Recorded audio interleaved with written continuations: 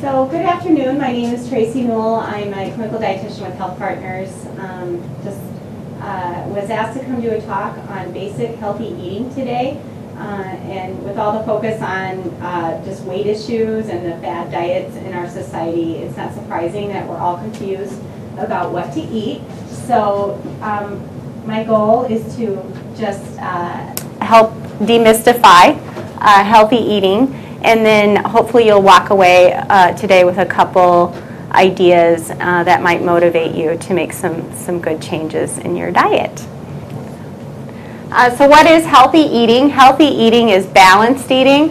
What does balanced eating mean? It means a diet that provides all the essential vitamins and minerals and macronutrients that your body needs to function properly and in the right portions. So portion sizes are important. And it also includes foods from all the food groups. So eating just bread or cereal is not a balanced meal or a balanced way of eating. You need foods from all the groups, from fruits and vegetables, lean proteins, calcium-rich foods, fats and oils that are heart healthy, and certainly the grains as well. One way to eat right is to use the plate method. You can go to choosemyplate.gov if you want more information. They offer lots of family-friendly tips on eating healthy, and really it's quite simple. You just divide your plate up into sections, and we really want you to limit your grain choices to 1 or 2 servings. Depending on your calorie needs, of course, but then only a quarter of your plate should be protein, and then half your plate should be fruits and vegetables.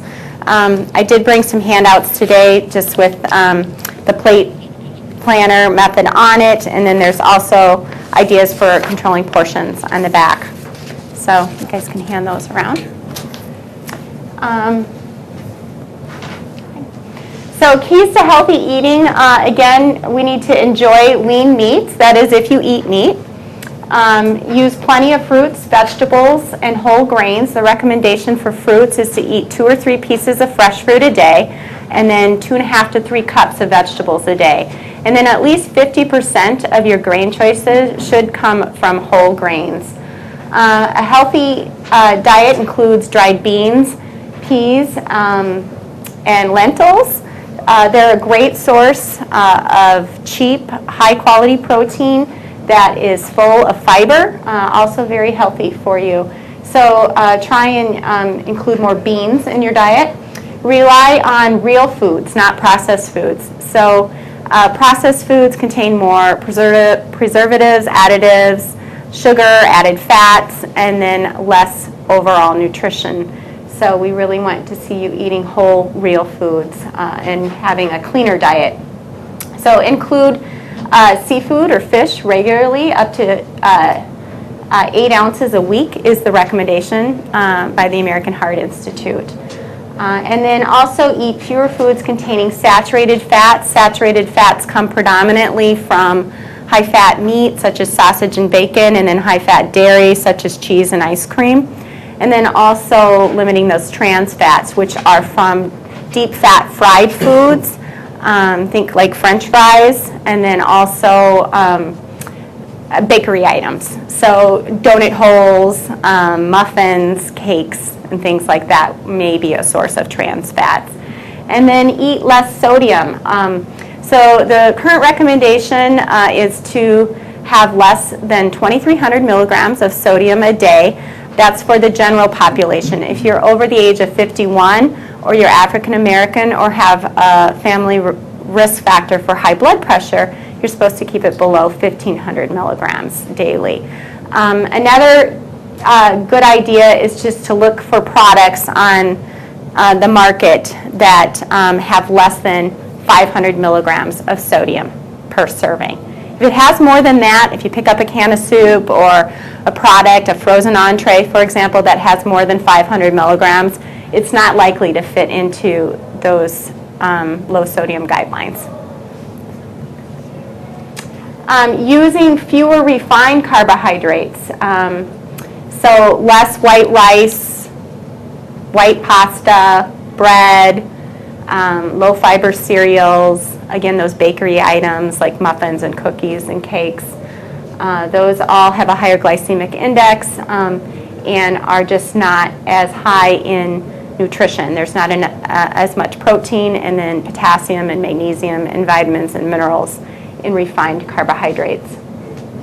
If you drink alcohol, certainly do so in moderation. Moderation is considered 1 alcoholic beverage for a woman and then 2 beverages for a male, and that's per day. And what is equivalent to 1 beverage is 12 ounces of beer, 5 ounces of wine, or 1 ounce of distilled hard liquor like vodka or whiskey. So if you do drink, definitely limit it to that.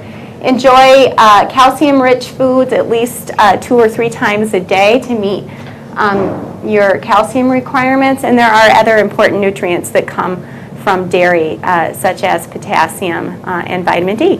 So make sure you include low-fat dairy or calcium-rich foods. And then drinking calorie-free or low-calorie beverages such as water and unsweetened tea. Limiting your overall sugar intake by avoiding sugary beverages. And then practicing portion control and to relax and enjoy your meals. So use whole grains instead of refined carbs. At least half the time you eat, you should be eating things that are whole grains. Things such as brown rice, high-fiber whole grain bread, whole grain oats, whole grain quinoa, whole wheat pasta, popcorn is a whole grain. Just really look for those items that are high in fiber and are whole grain. They will actually list whole grain in the ingredients list. So you don't want to see the words enriched or refined. You want to look for the words whole. It could be whole oat, whole barley, whole rye, any grain. It's just in its natural form and has not been processed. So fill half your plate with vegetables. Again, that's part of the plate method that I handed out. Of course, we're hungry. We need to include those to fill up on. They are high in fiber, and they're full of antioxidants that help fight cancer and other disease as well. So, and then snack on vegetables and fruits, low-fat cheese, low-fat yogurt, and nuts. Usually about a handful of nuts is appropriate a day. Beyond that, you probably will get too many calories. Also, low-fat popcorn is a great snack. Pretzels, just limit the higher fat items like chips and candy and cakes and ice cream and things like that.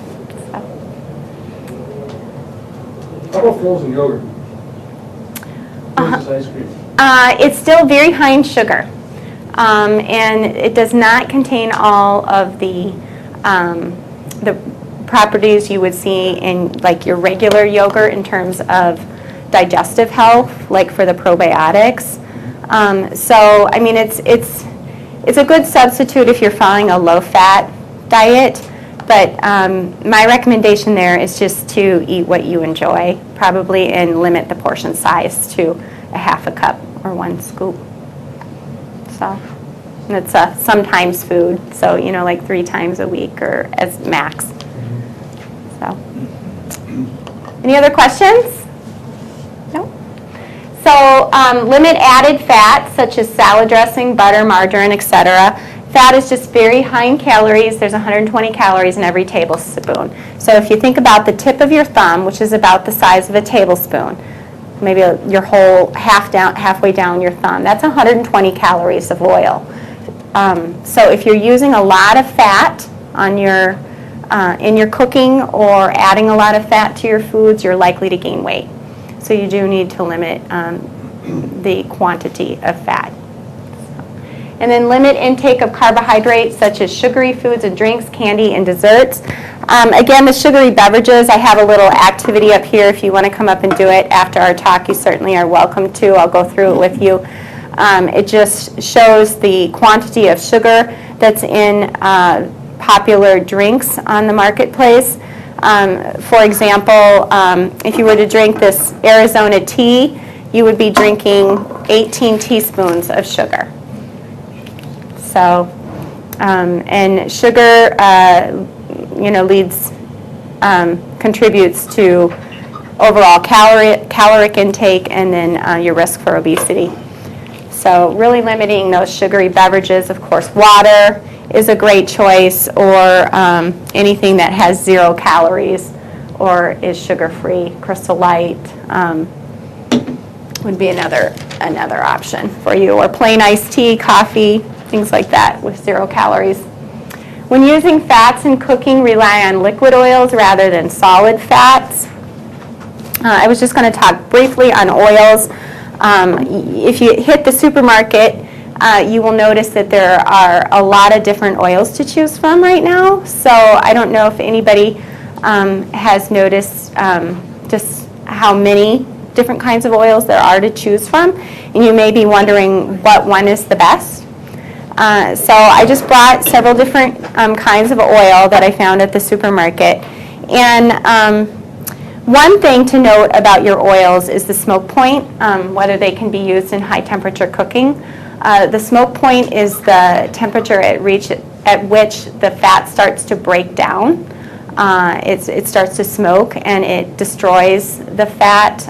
It creates an acidic flavor, just not a very nice addition to your food that you're preparing. So the best oils to cook with, because they have a high smoke point, if you're doing stir fries in a wok or doing any kind of sauteing, are your canola oil, which has a very high smoke point, and then also your peanut oil. And these are all relatively heart-healthy oils. And that's about it. Sesame oil is good too for high heat cooking. Sesame, canola, and then your peanut oil are the best. Any oils to stay away from? Well, you've probably seen quite a bit of information on coconut oil lately. I think that it's being touted as a healthier oil than some of your other fat choices. And coconut oil is a saturated fat, so I would warn consumers about consuming too much coconut oil. It is not the best choice. It is a source of lauric acid, which is a medium-chain triglyceride, and there are some studies showing that that is a healthy thing to include in your diet, and certainly okay for somebody that is struggling with any kind of fat malabsorption, because then they may be able to absorb that type of fat better. But for the general public, I just would not use coconut oil for my cooking or in any of my salad dressings. Would you use like olive oil for main cooking, or what would Yeah, well, and it depends. Again, if you're doing high heat cooking, so you use a wok and you're really getting the temperature high, then it's probably better to use a canola oil or like even a peanut oil, which are both heart healthy fats, both high in monounsaturated fatty acids.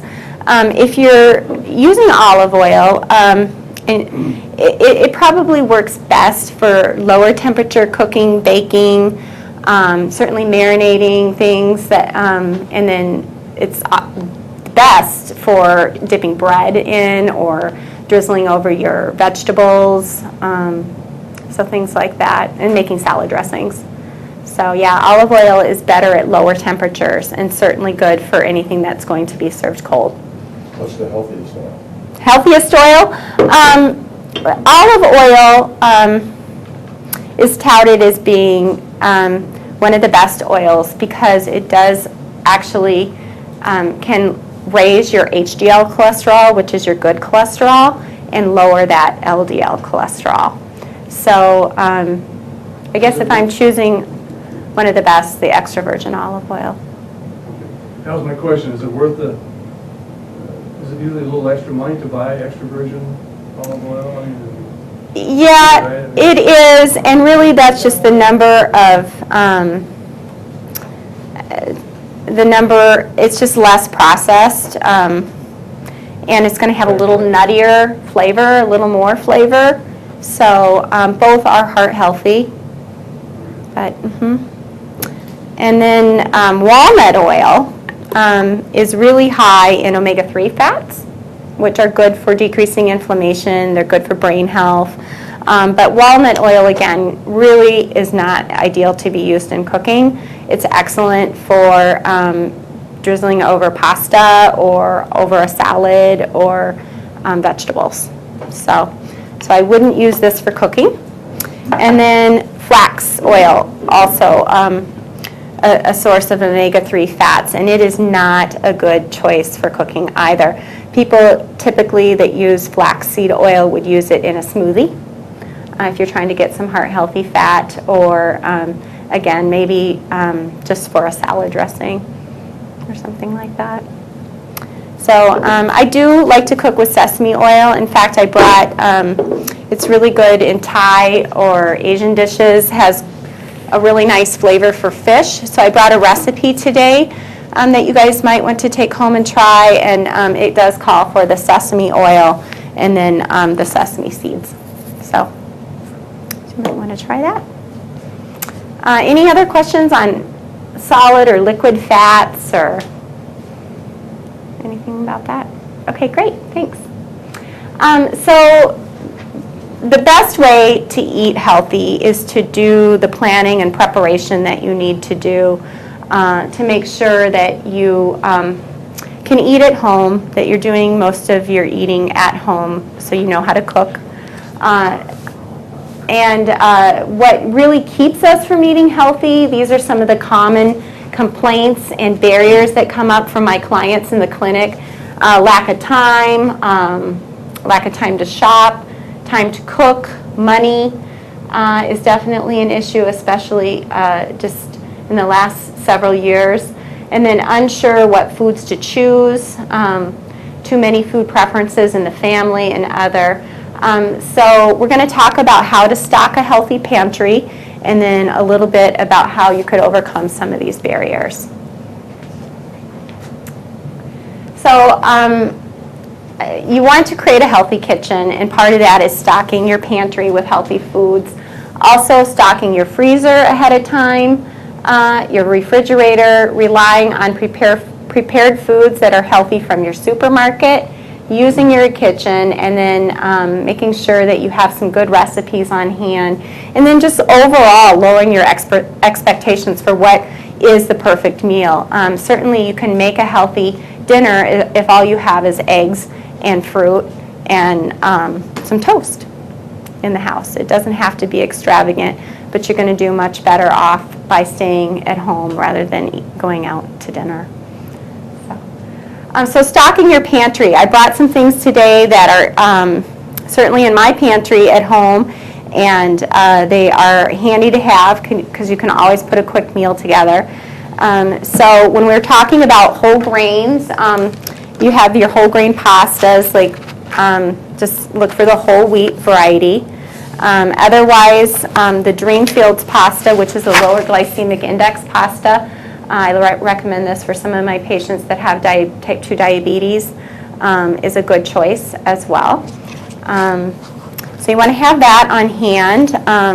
And then also some brown rice. You can certainly buy this in the bag like this, or you can buy it the instant minute brown rice, or they even sell for your freezer to make things really quick and easy, the steam bagged rice that just pops in the microwave for 4 minutes. So those are all really great things to keep either in your pantry or your freezer. Quinoa, this is a great alternative to just rice or noodles. There's always a recipe right on the back. I like to make my quinoa and lentils and rice with chicken broth. You can use low sodium chicken broth if you want. It does give it a little bit more flavor.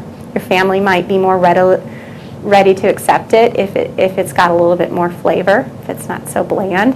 So instead of a cup of water, you could try using a cup of chicken broth. You can purchase the reduced sodium variety if you want to.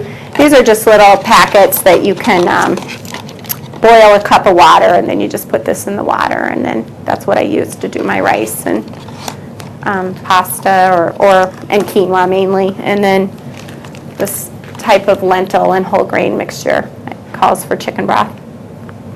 So those are some ideas. You also want to have a good amount of pasta sauce. Look for one that has no sugar added.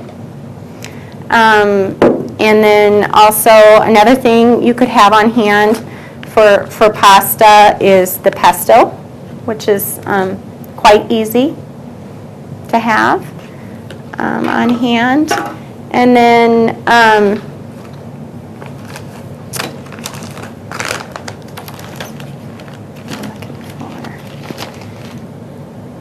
just crushed tomatoes. That's what I was thinking of, because this is great over rigatoni, or even to have on hand to make chili or anything that calls for a tomato base. So lots of good pasta sauces and canned tomato products. Canned beans. Beans, as we mentioned earlier, are an excellent source of soluble fiber. Soluble fiber actually lowers your LDL cholesterol. It takes cholesterol and binds it in the GI tract, and you get rid of it. So that's an excellent thing to have on hand. Black beans, pinto beans, garbanzo beans, any type of bean is a good choice to have. I don't know what happened to my beans. I think, oh, here they are. There's my beans. So if you're worried about sodium, you can always rinse your beans in a colander, and you'll remove about 1/3 of the sodium content in any canned vegetable. Or you can buy the reduced sodium variety. So other than beans, again, we mentioned the rice, the whole grain rice, the quinoa, a good heart-healthy, high-quality olive oil, nuts, having some nuts on hand to use for salads or for snacking.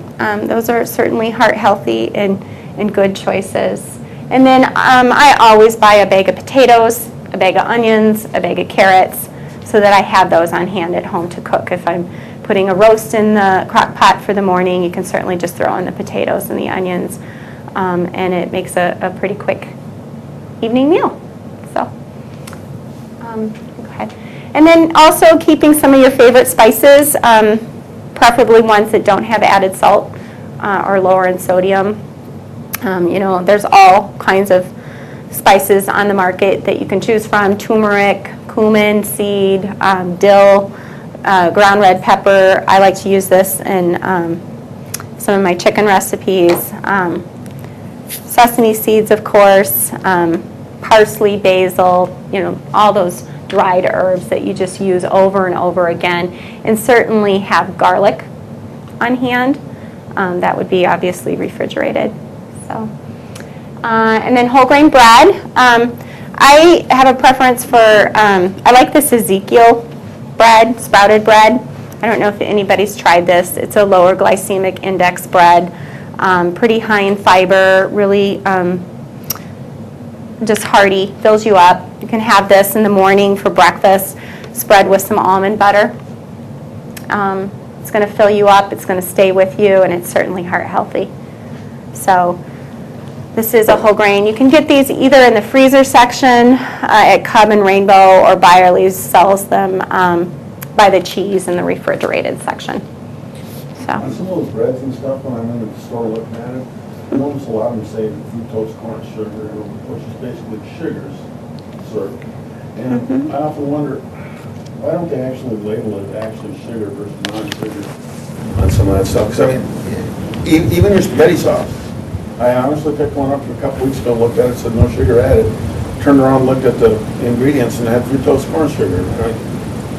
wow, yeah, it is quite deceiving.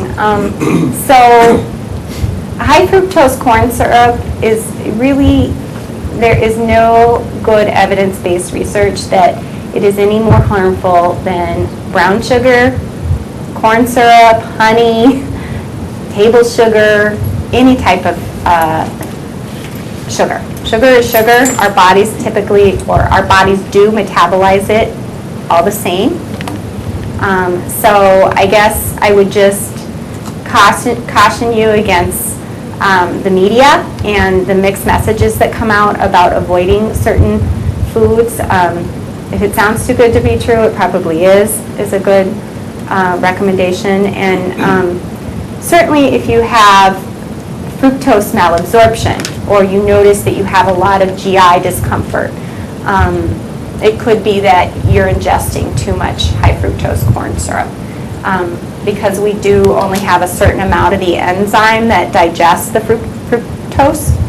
So that has been a problem for some people. But the whole notion that it's less healthy or more harmful than sugar is really not based in any kind of research or evidence.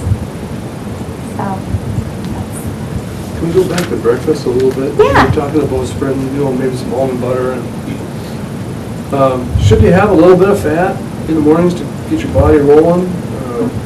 Types of fat, like peanut butter on toast, is that okay? definitely. Yeah, I think it is really important to have some fat with your meals, and fat is good. It makes us full, it increases satiety, and just adds to the flavor of the meal. Certainly, we've done some talking about heart-healthy types of fats. For breakfast, some of your heart-healthy options would be eggs, certainly are good and heart-healthy. Walnuts or almonds on your cereal would be a great way to add a little heart-healthy fat, or in your yogurt. Also, the nut butters are another great way to get a little bit of heart-healthy fat in the morning. What I advise clients, especially patients that have some insulin resistance going on, is to try and eat a balanced diet that has protein and fat and some high fiber carbohydrate. So that would be this English muffin with some peanut butter would be an excellent choice for somebody that has some insulin resistance, that's at risk for type 2 diabetes. It's not going to spike their blood sugar right away and cause their blood sugar to go really high. It's going to be more gradual rise in their blood sugar, which is going to cause a better response in terms of them not getting, feeling kind of icky an hour or two later, like they need to eat again. And the more insulin we produce from higher glycemic index foods or refined carbohydrates, the more insulin our bodies produce, and that's a fat storage hormone. So if you've got some insulin resistance going on, you definitely want to eat a balanced diet, something that is high in fiber, whole grain, that has fat and protein with it, because that's going to slow down the absorption of the sugar into your bloodstream and just stick with you longer. So does that answer kind of your question for the morning? Yeah. I'd always read, I thought that you should have a little bit You're right. of that. But if milled flax seeds on your cereal, that works too. That's an excellent choice. Is that the Omega-3 fats, yep. Okay. You can put that in yogurt or even on soups or in your cereal. It's high in fiber, and the type of fiber that lowers cholesterol. So very good choice. So yeah, in terms of what affects your insulin levels, it's also, it's not only one food. So for example, it's not just eating pasta and what's in the pasta that's going to cause your insulin levels to rise. It's what else is at the meal. So to your point, if you eat protein and fat along with the carbs, it's going to be a much better response in terms of your insulin levels, and it's going to slow down that absorption, which is a good thing. And we want to see those gradual curves through the day. We don't want to see big spikes in blood sugar and then bottoming out. So that makes sense. Any other questions? Yeah? It always seems, I don't know, as I've gotten older, it always seems like mid-afternoon is, where you kind of take that dip and stuff. What are good snacks for that mid-afternoon that can kind of keep you leveled off without getting too much sugar? Great suggestion, or great question. Yeah, certainly fresh fruit, an apple, an orange, along with a serving of nuts. 23 almonds is considered a serving, or you can just go with the rule of a handful, or a quarter, no more than a quarter cup. Other good snack ideas that are quick and convenient, you might want to just keep some protein bars in your desk. Bring a banana to work and then have half of a protein bar mid-afternoon. That might satisfy and hold you over. And things like hard-boiled eggs are good. They're not as convenient, along with cut up raw vegetables, baby carrots, certainly some whole grain pretzels. Popcorn is a high-fiber, low-calorie snack. So those are some ideas for you. Or even just having like a Chobani yogurt. A Greek yogurt would be a good choice in the afternoon. So what's the deal with Greek yogurt? How come it's so much better than all the other yogurts? I always hear about Greek yogurt. Well, the Greek yogurt is much higher in protein. It's just strained yogurt. But the protein content is, like this container has 18 grams of protein. A typical yogurt would have about 8 or 9, so it's about double. And then the sugar content is quite low. Even the ones that are fruit flavored, the sugar content is lower in the Greek, usually. You always want to check, but it is usually lower than the other yogurts. And again, just talking about stabilizing your blood sugar, getting that protein on board, it's more filling and satisfying. So, and then another thing to look for on yogurt, if you're using it for the benefits of the probiotics, they will list all the active bacteria on the yogurt label. So the more active cultures it has, those will be listed. So some of like your Stonyfield organic yogurts are going to have like 8 active cultures in them, where some of your other yogurts that are maybe not quite as, are more processed or have more sugar in them, certainly like your Trix yogurt and stuff like that, are going to have less of the probiotics in them. So, any other questions? Well, we were talking about morning and stuff. One of the things I read a while back is about people that drink coffee and sugar spikes and the difference. I don't know if you want to talk on that at all. What caffeine does with the body versus the sugar. So it sounds like your question is, does caffeine have more of an effect on your... Yep. Does it crave your body? Does it spike your body in such a manner that you crave more sugar? Crave more sugar. Yeah. I do not know the answer to that. I can certainly find out. Caffeine certainly contributes to raising your blood pressure, making it more difficult for you to sleep. Whether or not it makes you crave sugar, I do not know if there's any good evidence that supports that. So coffee itself is actually a healthy thing to include, but as long as you're limiting yourself to a couple cups and not overdoing it. Couple cups. No sugar or cream, just straight coffee. That would be optimal, yeah, in a perfect world. But yeah, coffee actually has some benefits. So. Okay, the chocolate question. I know the dark chocolate's better for you, but how does the caffeine in the chocolate, is there very much caffeine compared to there's not much caffeine? No, there really is not that much. It's about 40 milligrams per, I believe it's 1.5 ounces of chocolate, and there's about 300 milligrams in a 6 to 8 ounce cup of coffee, depending on whether it's dark or light roast. So the chocolate does not have a ton of caffeine in it. It's going to really Is dark chocolate actually good for you? It is. It is definitely good for you. And that is one of the foods I have up here that you could stock in your healthy pantry is some really good high quality dark chocolate. I can't find it at the moment.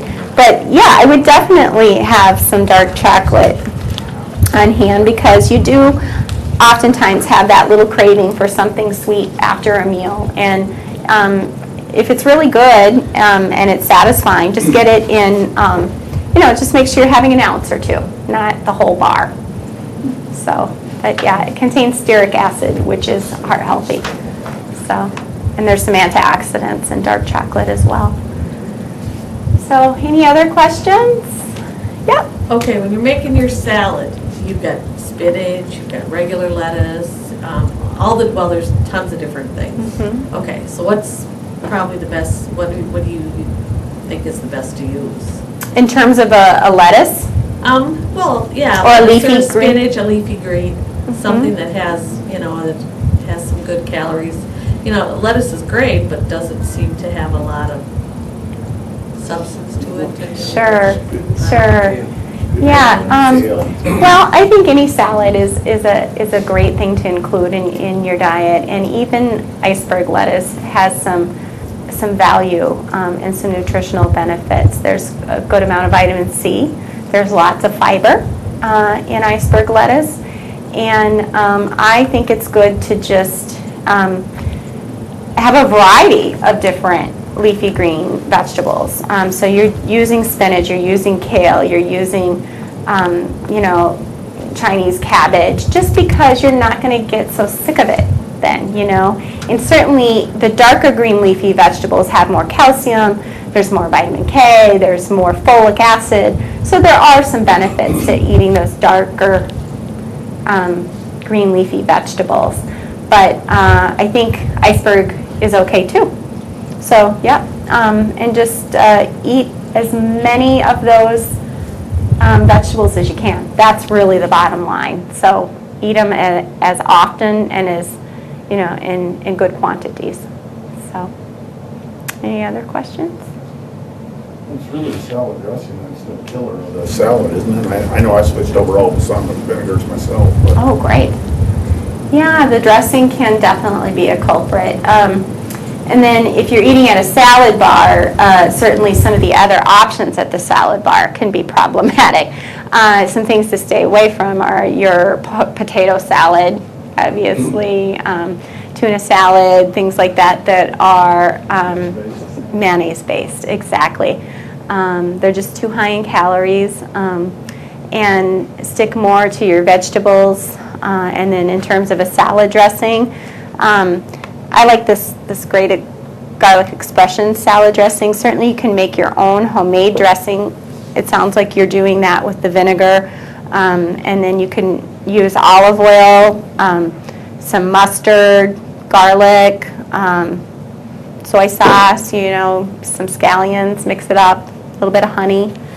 Make your own homemade salad dressing really quite quickly. That's heart healthy. And the key there is just to limit the creamy, really high fat dressings that have the saturated fat in them, like your blue cheese or your full fat ranch. Certainly those are not the heart healthy choices, and then just use it sparingly. So, and if you want a rule to stick by when you're looking at the label, I usually say try and limit it to 80 calories per 2 tablespoons. That's kind of just a good rule to have. So, any other questions? Okay. So, I talked about just having, canned fruits and vegetables. I think that's where we left off. Certainly canned and frozen are just as good as fresh. So you may not like them as well, but there's still quite a bit of nutrition in them. And so keeping those on hand is a good idea. And then especially like the vegetables to make soups and stuff. And then lower sodium canned soups and broth are certainly good to have in your pantry. Non-fat dried milk, I don't typically use that. But I guess if you were really limited and needed it for a recipe, you could go to that. And then your favorite cooking sauces and oils. So, go on. Potatoes, canned tomatoes, tuna and canned salmon, canned shrimp. Again, these are staples that, you get home at 5:30 at night and you're wondering, what am I going to cook for dinner? And you don't have any meat thought out. Well, you can use canned salmon or tuna. You can put them on a salad, or you can, make it really simple and mix it up with some vegetables, some red pepper and scallions, and have them on, crackers or a piece of toast, and then add a piece of fresh fruit. You could certainly use those in pasta as well. So, and then, okay, let's move on. Garlic, eggs in your refrigerator, milk, certainly almond milk, any other soy milk. Those are also good choices if you're not a cow's milk fan. Low-fat tub spread or margarine, lots of lettuce to make a salad, and a variety of vegetables. So, stock your refrigerator with reduced fat mayonnaise, mustard, grated cheeses, low-fat mozzarella, and reduced fat yogurt. And then stocking your freezer, again, with lots of frozen vegetables. When you take advantage of the things that are convenient at the store, it can be a lot easier when you're getting home late. So things like the vegetables that are all ready to go in the microwave, that take like 4 minutes, steamed in the microwave, or your already pre-washed spinach and lettuce and things like that. This recipe I have for the salmon, when I make this at home, I typically would make the salmon and then I serve it on a bed of baby spinach that's kind of wilted, and then with this lentil and whole grain mixture. It's a good meal. So let's see, keep frozen meats. You can ask the butcher to pre-portion them out for you at the store, or just do it on your own. If you see a special on smart chicken breasts or something, you can certainly section them out to the amount you would use. And that's helpful for portion control too, because really we don't need that much meat.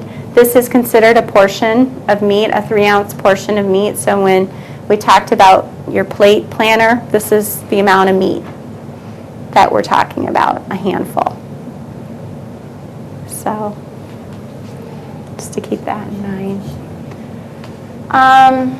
Lean ground beef, that's 93% lean, pork chops, seafood, things like that in your freezer. Frozen vegetarian foods, soy burgers, frozen shrimp, whole grain breads, rolls and flatbreads or tortillas to keep on hand. And rotisserie chicken, these are the things that you can just pick up at the store when you're in a hurry to go home. You could use the chicken to make a southwestern chicken salad, or certainly to make chicken tacos or chicken enchiladas. It's already ready for you to go. Salad bars, those are great if you're in a hurry and you want to make sure you get the vegetables in. Again, the prepackaged fruits and vegetables, things that are convenient and ready to go. And then using your kitchen, just making sure you are cooking, and that you have the equipment that you need. You have a wok to stir fry. You have a set of measuring spoons and measuring cups, and you have a good crock pot to use for making meals that need to be prepared at a later time after work. So just making sure that you are actually cooking and using your kitchen. And then just making sure you have some good recipes on hand.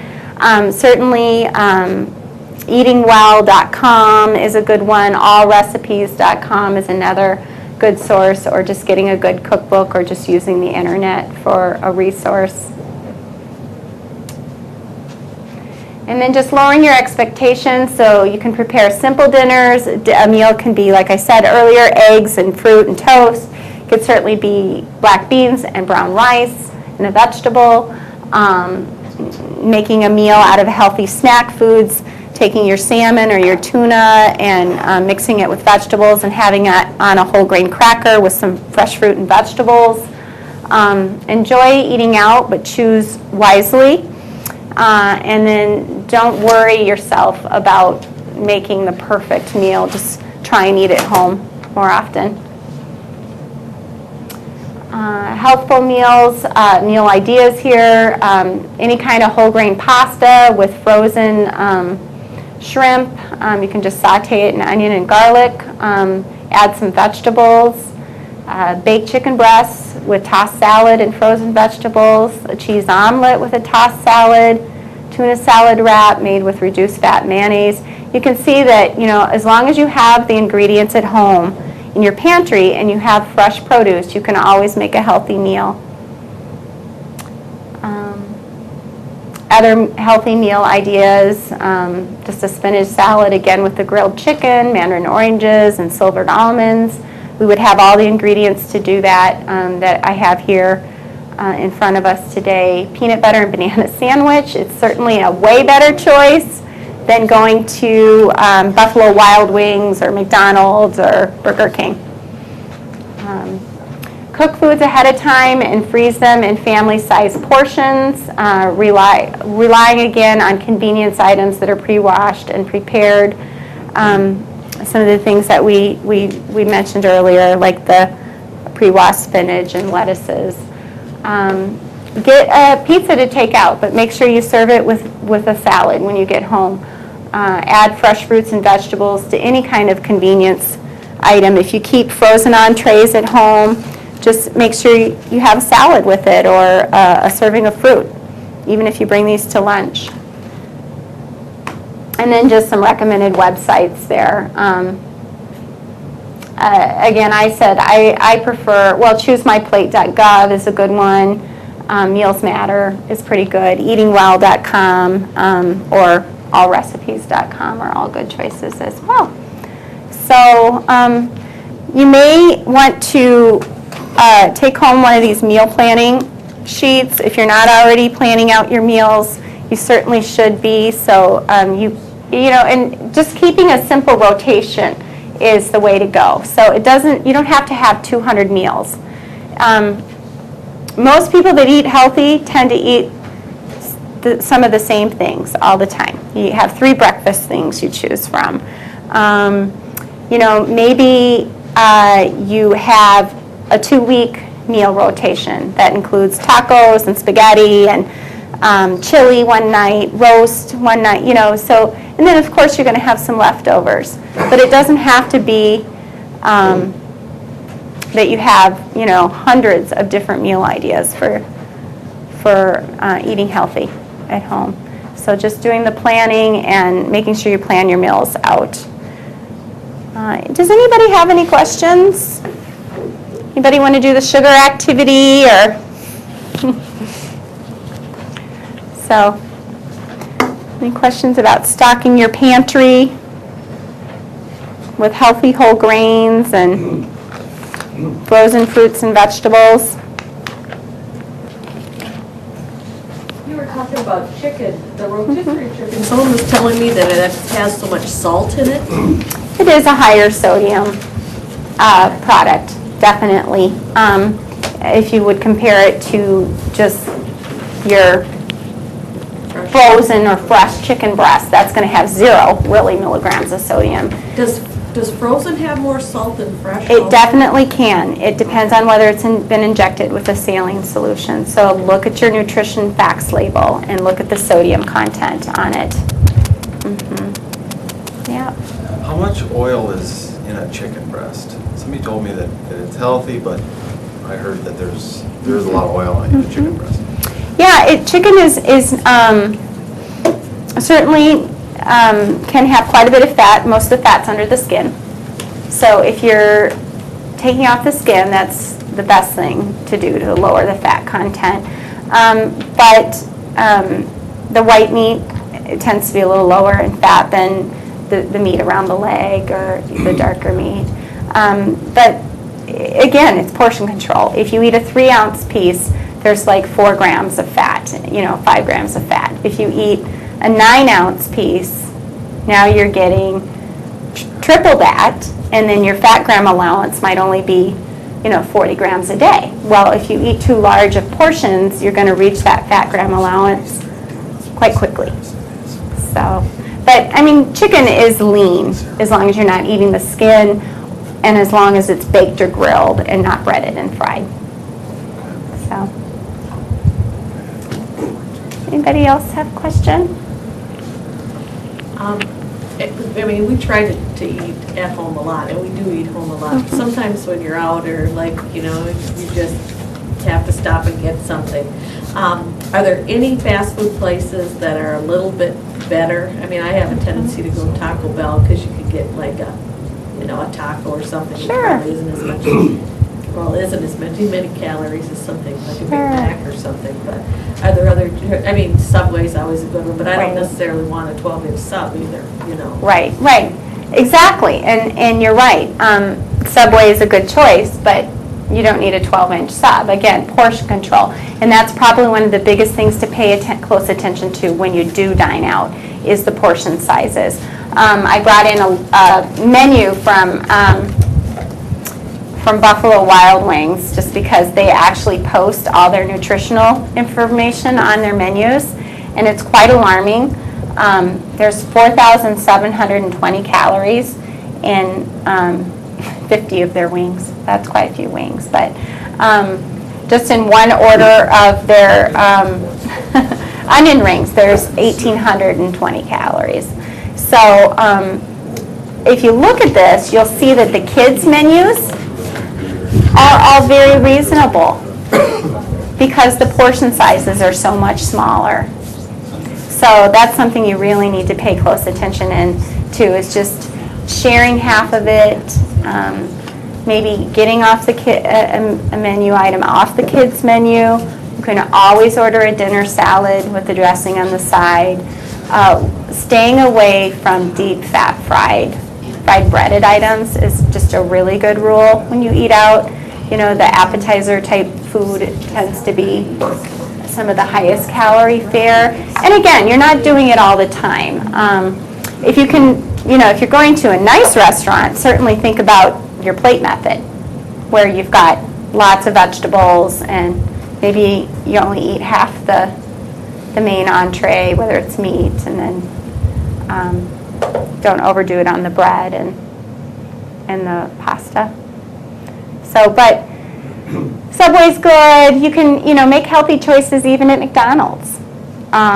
If you got to eat out. I mean, you have sporting events to attend to, church events or whatever, you're still going to have to eat out. But get a plain hamburger instead of the triple cheeseburger or the breaded fish sandwich. Get a yogurt parfait instead of the French fries, or get a small French fries instead of the medium or the large.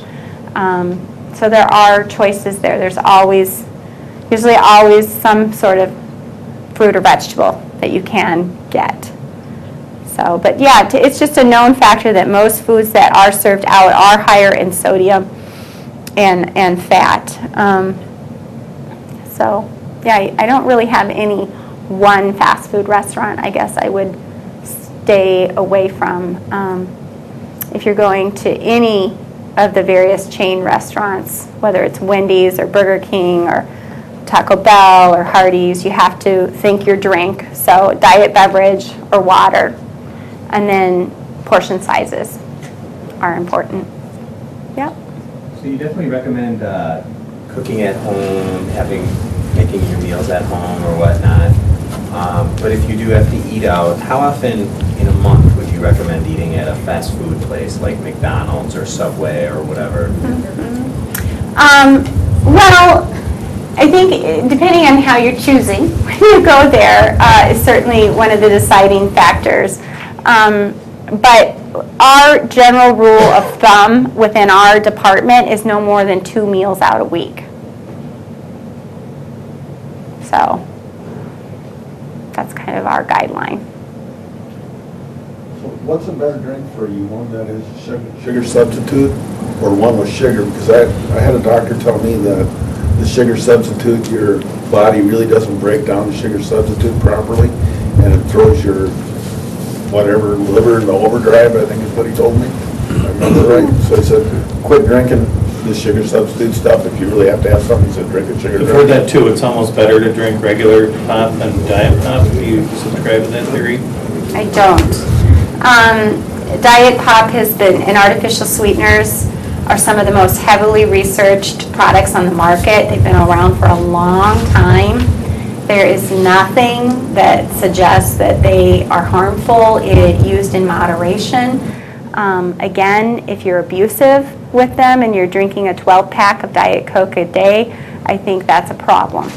But, you know, 1 or 2 a day is certainly reasonable. You know, in an optimal world, we'd only drink water and things that are natural without anything artificial. But if I have to make a choice, it's going to be a 0-calorie beverage. You know, the sugar, if you're a marathon runner or you're burning so many calories that you can handle extra sugar calories, maybe you're okay drinking the regular. But for most of us, it is getting in the way of getting other nutritious foods that we need in our diet. Because there's no nutrition in sugary beverages.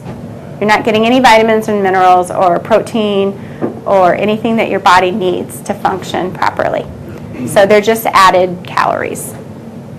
So you got to burn a lot of calories if you're going to drink too many sugary drinks. And it certainly drives up your insulin levels.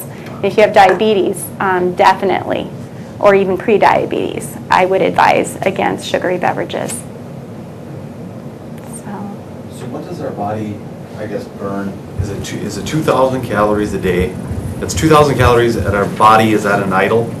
Is that you sitting on the couch or at a desk all day, body, or heart rate at least at an idle? Well, your metabolic rate really is dependent on your age, the amount of muscle mass you have, whether you're male or female, and certainly your physical activity level.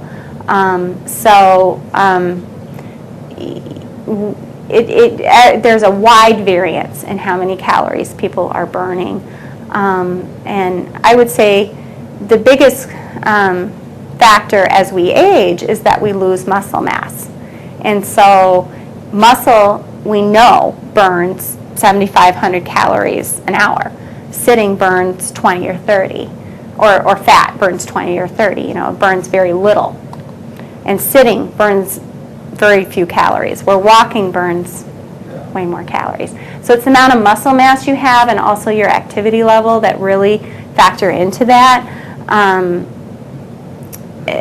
So it just depends on again, your age, your muscle mass, your weight, all those things. A person that's 400 pounds is going to burn a lot more calories than somebody that's 100 pounds. But typically, most men need around 1,600 to 1,800 calories, and women need around 1,200 to 1,400, maybe up to 1,600. Unless you're pretty active, then you may need above and beyond that. So, yeah. But, you know, oftentimes I get people that say, well, I'm just getting older. And I always try and tell them that if you want to increase your metabolic rate, you have to build muscle. So you have to do strength training. You have to be physically active because you're just not going to burn any calories if you don't have muscle, lean muscle tissue. So that's the biggest factor. Yep. Would you suggest triathlons? I saw something. Oh, my leg, yes. I do triathlons. I did one on Sunday with my son. Yep. Was that at Lake McComas? That was in Spicer, Minnesota, Green Lake. Yep. And anybody can do those. You can walk them, you can side stroke them, you can, all kinds of people. So just being active. And I think they're going to have another talk on physical exercise. So that's not going to be me, but somebody else is going to do that talk. So, any other questions? Concerns about healthy eating or stocking your pantry with healthy foods to make meals? No? Well, thanks for coming today. I enjoyed it. Thanks a lot.